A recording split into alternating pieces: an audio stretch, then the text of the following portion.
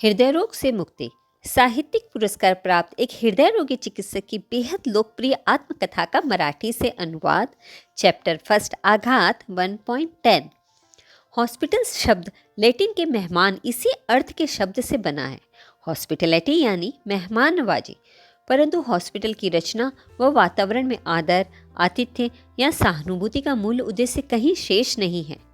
सोदग्राम के हमारे हॉस्पिटल के हर एक रोगी को उसके परिवार के साथ रहने के लिए अलग कुटिया, यह कल्पना आदिवासी रोगियों को क्यों इतनी अच्छी लगी, खुद रोगी बनने पर ही उसकी आवश्यकता को अच्छी तरह समझा जा सकता है। हार्ट अटैक के बाद प्रथम 7 दिन बिना किसी तकलीफ के निकल जाने पर डॉक्टर विडवई ने मुझे हॉस्पिटल से छुट्टी देने का निर्णय लिया। रानी मेरा डिस्चार्ज कार्ड लेकर आई। उस पर मेरे नाम के आगे लिखा था DM with ISD, diabetes mellitus और इश्मिक हार्ट डिजीज। इन मेरे रोगों का चिकित्सकीय शॉर्ट फॉर्म था। पढ़ते ही झोर का झटका लगा।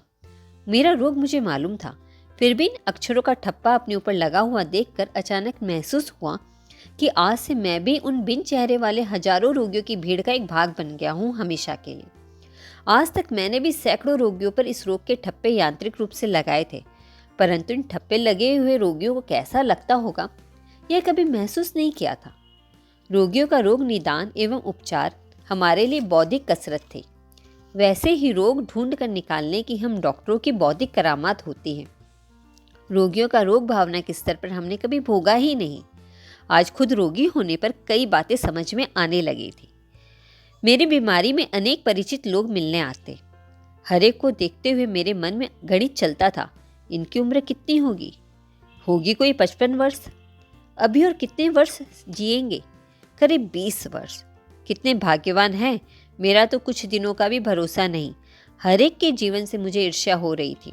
उन्हें अनेक वर्ष मिलने वाले थे, मैं एक एक दिन के लिए मोहताज था। रानी के पिता डॉक्टर चारी को हम सब बाबा कहते हैं। उम्र 69 वर्ष। चंद्रपुर के एक समय के लोकप्रिय फैमिली फिजिशियन थे, अब रिटायर हो गए। बाबा को कुछ दिन पहले कैंसर हो गया है। बाबा के चेहरे पर उनकी बीमारी का अथवा उनकी चिंता का कोई चिन्ह नहीं था। मेरा एक डॉक्टर मित्र है, वह मिलने आया। मेडिकल कॉलेज में हम साथ ही पढ़ते थे। संगीत और देश पांडे के अत्यंत प्रतिष्ठित लेखक के साहित्य का प्रेम, इन दो शौकों ने हमें हमेशा के लिए दोस्त बना दिया था। कॉलेज में पढ़ते हुए संगीत निशा का कार्यक्रम जमाने के लिए अनेक रातें साथ जागे हुए हम दोस्त। लेकिन आज मैं बीमार था।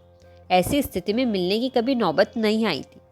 थोड़ी देर मेरा हाथ अपने हाथ में लिए बैठा रहा और बिना अधिक बात किए चला गया। उसके जाने के बाद उसकी माँ ने बताया कि मुझे हार्ट अटैक आने की खबर जब उसे मिली तो वह अपने गांव के दवाखाने में मरीज देख रहा था। खबर मिलते ही दवाखाने में फूट फूट कर रोने लगा, परंतु जब मिलने आया तो कहीं कुछ आभास नहीं होने दिया। पुरुषों को दूसरों की देखभाल करना, छोटी छोटी बातों से प्रेम व्यक्त करना नहीं आता। स्त्रियों के पास यह दिन निसर्गत होती है।